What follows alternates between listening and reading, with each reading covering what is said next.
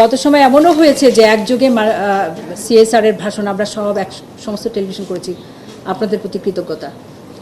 এমনও হয়েছে press note যাবে একসাথে একই সময় কিন্তু পেয়েছি। আমি নিজে এটা দেখা গেলো কোঅর্ডিনেট করেছি, যেহেতু আমি নিজে বলতে পারি, তথ্য সচিব হিসাবে সেটা আমি করেছি। আমরা আগামী সময়টা তো আপনাদের সেই সহায়তা এবং সহযোগিতা চাই। আজকে কিন্তু বসার এটাই একটা কারণ যে আমরা সামনে, আপনি জানেন সরকারের প্রায়োরিটি অনেক কাজ চলছে, এবং আমরা কিন্তু অনুরোধ করছি এবং আমরা প্রতিনিয়ত কিন্তু আপনাদের মিডিয়াতে আমরা যেগুলো প্রেস নোট দিচ্ছি, বিশেষ করে জ্বালানি তেলের উপর যে প্রেস নোটগুলো দিয়েছি, আমরা যে টিভিসিগুলো দিয়েছি, আপনারা কিন্তু প্রচার করছেন, এবং সেই সংক্রান্ত আমরা ফুটেজ নিয়ে কিন্তু আমরা আবার প্রধানমন্ত্রীর কার্যালয়ে দেখাচ্ছি, সব টেলিভিশন দিচ্ছে। এটার জন্য আপনাদের প্রতি কৃতজ্ঞ।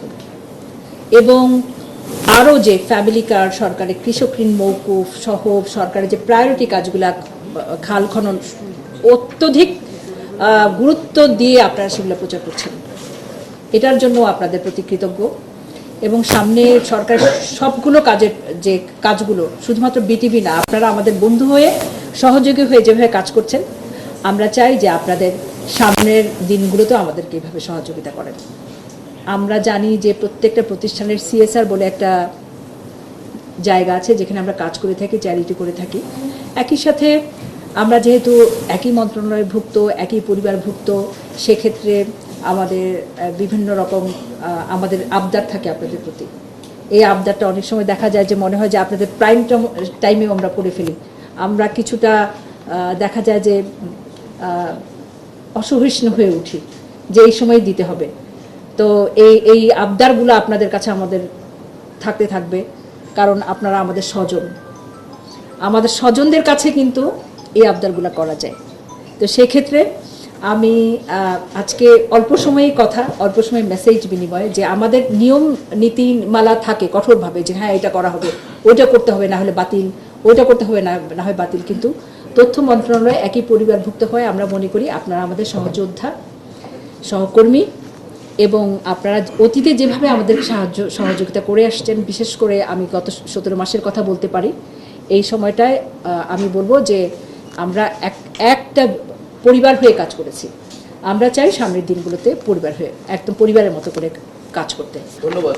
কারণ আমাদের অভিভাবক মন্ত্রণালয় হিসেবে তথ্য সম্প্রচার মন্ত্রণালয়ের মাননীয় সচিব, প্রথম কথা হচ্ছে যে পরিবারে যদি সমস্যা হয় সেটা কিন্তু অভিভাবককেই আবার জানাতে হয়। তো ইয়াকুব সাহেব গত 3 দিনে যতগুলো সব দিয়েছেন, পাঠিয়েছে, সব দিয়েছেন। Thank you so much. Prime টাইমে আপনি সবকিছু করেছেন, কিন্তু এটাতে যেটা সমস্যা হচ্ছে আমাদের, যে আমরা তো টেলিভিশন এবং এক্সপেন্ডিচার অনেক বেশি, এখন খরচ অনেক বেশি টেলিভিশন পরিচালনা। যদি সরকারের এই বিজ্ঞাপন আমরা বিনামূল্যে প্রচার করতে থাকি, তাহলে আমাদের মেইন বিজ্ঞাপন কিন্তু পড়ে যায়। তো সরকার যদি আমাদেরকে এই বিজ্ঞাপনের যে অর্থ সেটি যদি প্রদান করে, এটা অতীতেও ছিল, এখন এই 18 মাস হয়তো সরকার তো আন্দোলন সামালতি সরকারের সময় পার হয়ে গেছে, যেহেতু এখন নির্বাচিত সরকার, নতুন মন্ত্রী, সচিব হিসেবেও আনুষ্ঠানিকভাবে আপনি এখন দক্ষতা বা আপনার যে যা করতে চান তা করার কিন্তু সময় আপনার এখন। সো আমার আবেদন বা আমার বক্তব্য, আমার অবস্থান, 71 টেলিভিশন আপনাদের সমস্ত কিছু প্রচার করবে, কিন্তু বিনামূল্যে নয়, এটার মূল্যমান থাকতে হবে। সেটি তার নির্ধারণ মন্ত্রণালয় করবে, কিন্তু এটা যেন বিনামূল্যে বিতরণের জন্য, বিনামূল্যে সম্প্রচারের জন্য বিষয়টি না হয়। সেক্ষেত্রে আমরা দিন শেষে, মাস শেষে আমাদের বেতন, আমাদের খরচ এই পরিচালনা করতে গিয়ে আমাদের ভয়াবহ সংকটের মধ্যে পড়বে।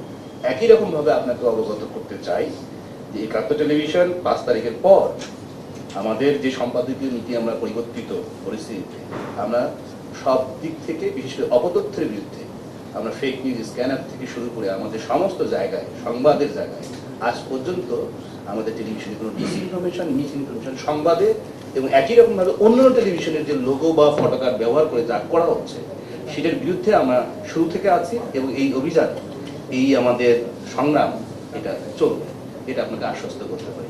ধন্যবাদ। বিষয়টি আপনারা বিবেচনা করেন। জি জি।